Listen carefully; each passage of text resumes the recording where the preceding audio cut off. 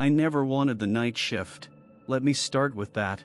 It wasn't some big life decision or a rebellious act of independence. I just needed the money, and this gas station off Route 54 was hiring. 11 p.m. to 7 a.m., 8 hours of boredom, neon lights, and the occasional tweaker wandering in for energy drinks and stale beef jerky. But it paid in cash, no questions, no forms, and to a guy like me, fresh out of school, drowning in debt, and with no plan, that was enough. The place sat like a forgotten island on the edge of the desert, surrounded by miles of sand and scrub. No neighbors, no towns nearby, just a two-lane highway stretching endlessly in both directions. I was shown around by a guy named Rick on my first day. He was in his 50s, reeked of cigarettes, and didn't say much until we got to the end of the shift. As the sun started to rise and the orange glow of dawn lit up the sky, Rick turned to me and said, almost like an afterthought, "Just a heads up. If someone comes in after 3:03 a.m., don't talk to him. Don't ask questions, just give him what he wants, and whatever you do, don't look him in the eyes." He said it like he was joking, but something about his voice, it didn't have the tone of a joke. He wasn't smiling. I laughed awkwardly. "Seriously?" Rick didn't laugh back. "You'll see." The first few nights were uneventful, dusty silence, old country music playing softly from a speaker behind the counter, and the humming buzz of fluorescent lights. Occasionally, a trucker would roll in, mumble something about the bathroom, maybe grab a sandwich, and drive off. I'd clean shelves, check the stock, and scroll through my phone when I got bored. By night 3, I'd almost forgotten Rick's warning, until 3:03 a.m. hit. Not 3 o'clock, not 3:02. Exactly 3:03. I remember it because I was counting down to it. Maybe I wanted to prove to myself that Rick was just messing with me. Maybe I was just bored, but I stared at the digital clock above the coffee machine and watched as the numbers blinked. 3:03. That's when the bell over the front door rang. I looked up, expecting the usual, someone tired, someone high, someone harmless. But this guy, he wasn't right. He was tall, maybe 6 feet 5 inches, and way too thin. His clothes looked like they came from another era. Long coat, wide-brimmed hat, leather gloves. No dust on him, no signs he'd been walking in the desert, but no car outside either. He didn't speak, just walked straight to the back cooler, opened it slowly, and pulled out a single bottle of water. The whole time, I couldn't stop staring. Something about the way he moved, it was like he was gliding, not walking, silent, no footsteps, no breathing. I felt this pressure in my chest, like my body knew something my brain didn't.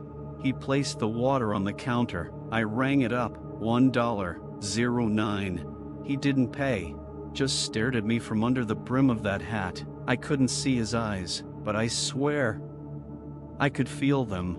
I remembered Rick's words, "Don't talk to him, don't look him in the eyes." So I didn't. I took a dollar bill and a dime from the register, placed it on the counter, slid the water over, and looked away. He took the items, turned, and walked out without a word. I didn't sleep when I got home, just sat there, feeling like I'd escaped something I didn't understand. The next night, I almost didn't go in, but bills don't pay themselves. Everything was normal until 3:03. The bell rang again.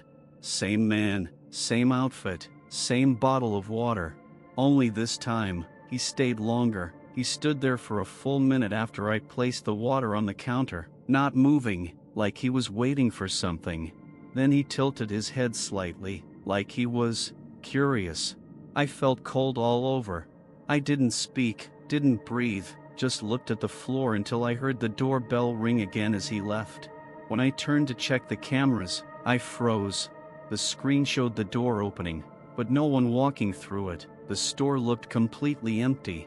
And yet I remembered every second of it. I felt him there. I didn't tell anyone. I didn't want to sound crazy. But part of me started to wonder, what happens if I break the rule? This story seems to be getting scarier, doesn't it? If you want more stories like this, be sure to like and subscribe to the channel. This helps create even more scary for you. I spent the entire day after that second night pacing my apartment, staring out the window like something might follow me home. I didn't sleep. Every time I blinked, I saw that man standing in front of me, faceless but staring, silent but somehow louder than anything I'd ever heard. By the time my shift came around again, I told myself I was done. I'd quit, let someone else deal with this creepy midnight visitor. But I got in my car anyway. Something about it, it wasn't just fear, it was fascination. I needed to know what this thing was. And more importantly, why me? That third night felt different from the start. The station lights flickered more than usual, the air felt heavier, like the desert itself was holding its breath.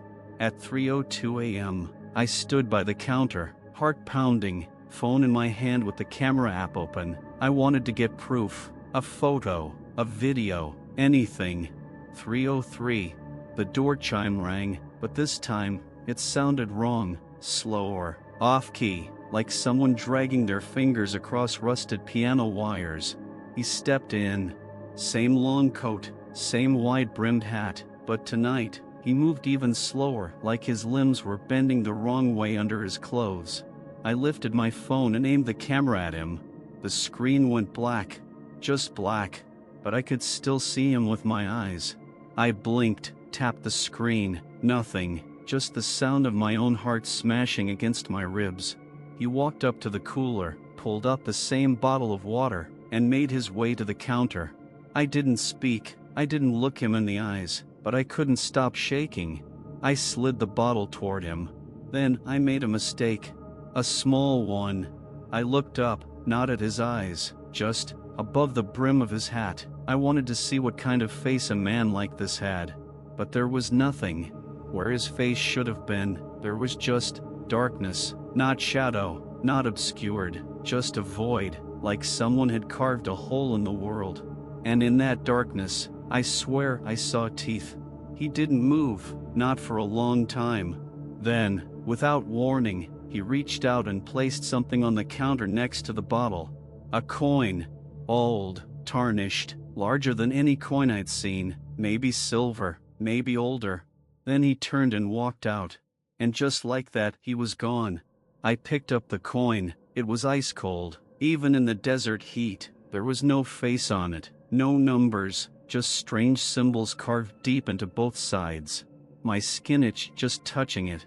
I wrapped it in a napkin and shoved it into my pocket. The next day, I showed the coin to a guy I knew from community college who was deep into weird historical stuff. Obscure coins were his thing. He took one look at it and went pale. "Where the hell did you get this?" he asked, voice trembling. "Gas station, long story." He turned the coin over in his hand, studying the carvings. "This isn't a currency," he muttered. "It's a seal." "A seal?" "Yeah, like a cult, ritualistic. This symbol," he pointed to a set of concentric circles with jagged lines running through them, "means passage. And this one, I don't even know. I've only ever seen it once, in a book about Mesopotamian burial rites."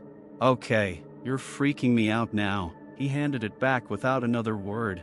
I told him I didn't want it anymore, that he could keep it.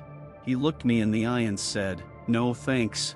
That night at work, I kept the coin locked in the drawer behind the register. I don't know why. Maybe some part of me thought it mattered. Maybe some deeper part of me already knew what was coming. 3:03. The door didn't chime. I just turned around and he was there, closer than before, standing on my side of the counter. I froze. I couldn't move, couldn't breathe. It was like the air itself had turned to tar. He didn't pick up the water tonight. Instead, he raised his hand slowly and pointed toward the drawer behind me, the one with the coin. My brain screamed at me not to turn, not to give it to him, but my body moved anyway, like I wasn't in control. I opened the drawer, took out the napkin-wrapped coin. My hands were shaking so badly I almost dropped it. I held it out, and he reached for it. Our hands didn't touch, but when his glove hovered near my skin, I felt a chill crawl up my spine and into the back of my skull. The second he had the coin, he disappeared. No walking, no leaving, just gone. I looked at the security camera monitor. Nothing. Just an empty store. Just me, standing there like a man who'd woken up from a nightmare and wasn't sure if he was still dreaming. That was when I noticed the clock. It was 3:05. But something was wrong. The second hand wasn't moving. It was stuck. Like time itself had stuttered. I stared at it for nearly a minute before it finally ticked forward, almost reluctantly. And as soon as it did, I heard a knock. From the back room. I hadn't heard that door open. I hadn't heard anyone come in. But someone or something was back there. Knocking. Just once. Soft. But unmistakable. I didn't move. And then the voice came. Quiet. Low. Right against the door. You looked at me. I ran. I didn't care about the cameras. I didn't care about the money in the register. I didn't even bother to lock the door behind me. I just ran into the desert night, into the silence and heat, like I could somehow escape something that wasn't made of flesh or bone. I drove straight home, windows down, heart pounding so loud it sounded like thunder in my ears. When I finally made it to my apartment, I locked the door, pulled the curtains, and sat in the corner of my kitchen gripping a knife I barely knew how to use. But nothing came. No knock. No voice. No man in the coat. Just silence. It should have comforted me, but it didn't. Silence felt worse than the noise, because now I knew what was out there. Something had seen me. Something I wasn't supposed to look at. The next day, I tried calling Rick, the guy who trained me. No answer. I called the gas station manager. She said Rick quit 2 days ago and left town without a word. That's when I realized something awful. Rick had known. He'd really known. That warning on my first day wasn't a prank. It was a final message. One last shot at helping the next poor idiot survive the night shift. And I'd blown it. That evening, I got a text from an unknown number. You saw it. Now you belong to it. No name, no contact photo. Just those words. I didn't reply. I deleted the message, powered off my phone, and threw it into a drawer like that would change anything. But I knew the truth.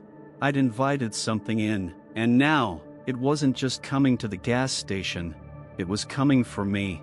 I tried not to sleep, but when I finally did, the dreams started. Always the same. I'm standing in the gas station, behind the counter. The lights are off. The clock is stuck at 3:03. The cameras are all black. And outside the glass doors, he's waiting. Hat low, face hidden, still as a statue. And even in the dream, I know, if I look at him again, even once, I won't wake up. I started seeing shadows in corners that didn't go away when I turned the lights on. I'd find fingerprints on the inside of my bathroom mirror. The water in the sink would sometimes run red for just a second before turning clear again. I was losing my grip. Or maybe, reality was losing me. On the 5th night, I returned to the gas station. Not because I wanted to, because I had no choice. Something inside me said, you have to go back. It won't stop until you finish what you started. I walked in just before midnight. The lights flickered. The air felt thick, like I was underwater. The store was empty. No customers, no cars, no noise. Just me. And the clock, ticking its way toward 3:03. I stood behind the counter, staring at the cooler where he always took the bottle of water. And for the first time, I noticed something strange. One of the cooler doors had condensation on the inside. It was the middle of the night in the desert. That shouldn't happen. I walked over, opened the cooler slowly. Nothing inside but rows of bottles. And a note. Folded, yellowed, stuffed behind a stack of cans. I pulled it out, hands shaking. It read, if you speak to him, he marks you. If you look at him, he follows you. If you touch him, it's over. He is not a man. He is the memory of every lost traveler. He is the thirst of the forgotten. Leave the coin. Lock the door. Never return. No signature, no date, just 3 instructions. I had broken all of them. At 3:02, the store went dead. Lights off.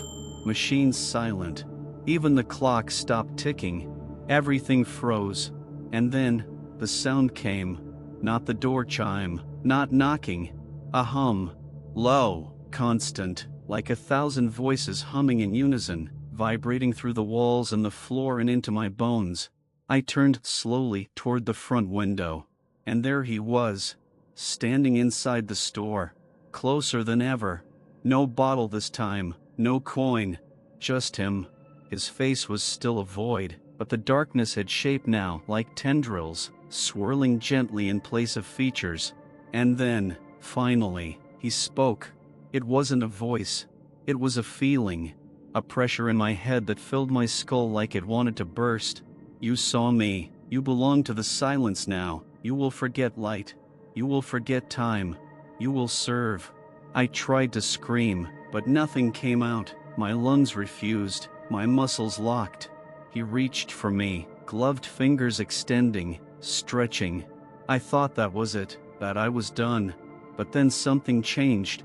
Behind him, just for a second, I saw movement. A flicker of light. Someone else. A woman. Her face was pale, frightened, her eyes locked with mine. She mouthed one word, "Run." The lights came back. The door chime rang. And he was gone. But something else remained. On the floor, at my feet, a second coin. Not wrapped. Not cold.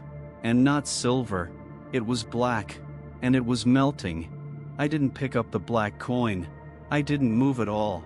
Just stared at it, sizzling on the tile like it was alive. A soft, smoky hiss rising from it. The room felt like it had dropped 10 degrees in a second.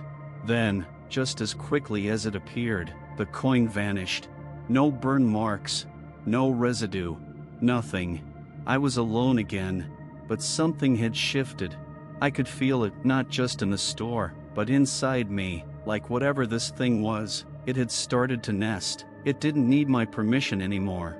It had left a mark. I quit the gas station the next morning. Didn't give notice, didn't ask for my last paycheck, just walked out and never looked back. I even left my car in the lot and hitchhiked out of the county. I thought I was free. But the man in the coat, he doesn't live at the gas station. He doesn't need a location. He needs a connection. And now, I was it. A week after I left, I started dreaming of the desert. Not like before, these dreams were sharper, realer. I could feel the sand under my feet, smell the heat in the air, hear wind blowing across empty miles of nothing. And always, I could feel eyes on me, watching, waiting.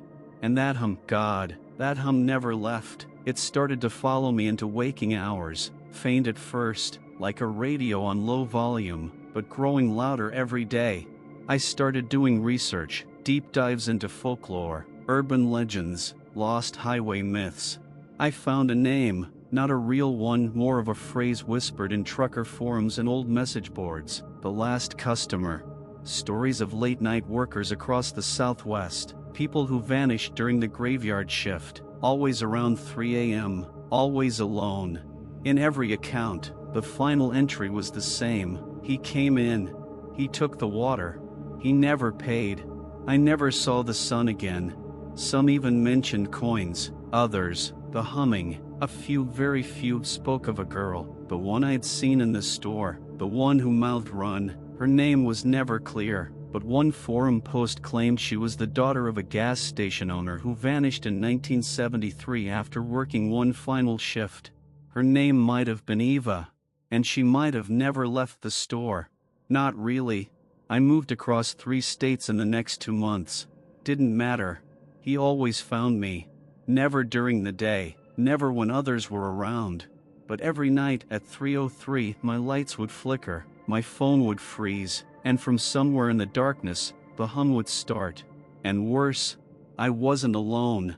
I'd wake up with footprints in my hallway, ice-cold bottles of water on my kitchen table, coins, normal ones at first, left on my pillow like offerings.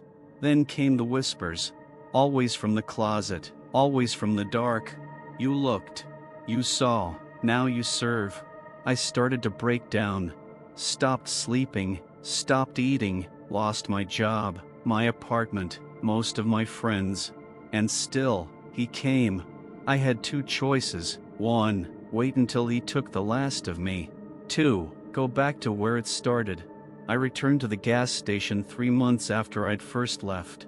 It was boarded up, abandoned, windows shattered, sign fallen, the whole structure half swallowed by sand, like the desert was reclaiming it. But the door, it opened when I touched it. No lock, no resistance, just a cold creak and the smell of dust and rot. Inside, everything was still, but different. The layout had changed slightly, like a mirrored version of itself. Shelves crooked, cooler doors missing, the counter twisted in shape, like it had been melted and rebuilt. And behind the counter, there was a chair. Someone was sitting in it.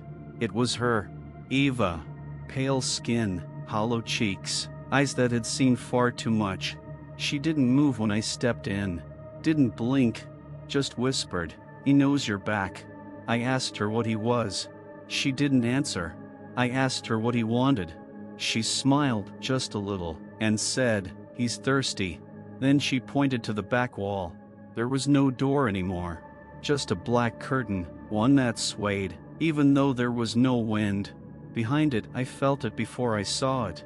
That hum, not in my ears anymore, in my bones, in my teeth, in my memory. I stepped through the curtain, and there he was. No longer a man, no longer anything human, just a towering shape of ash and void, stretched thin across dimensions my brain couldn't name. Eyes, or what might have been eyes, blossomed across its face, hundreds, all locked on me. I should have run, but it was too late. I spoke. I don't know why. Maybe to defy him, maybe to finish the story. I said, "What do you want from me?"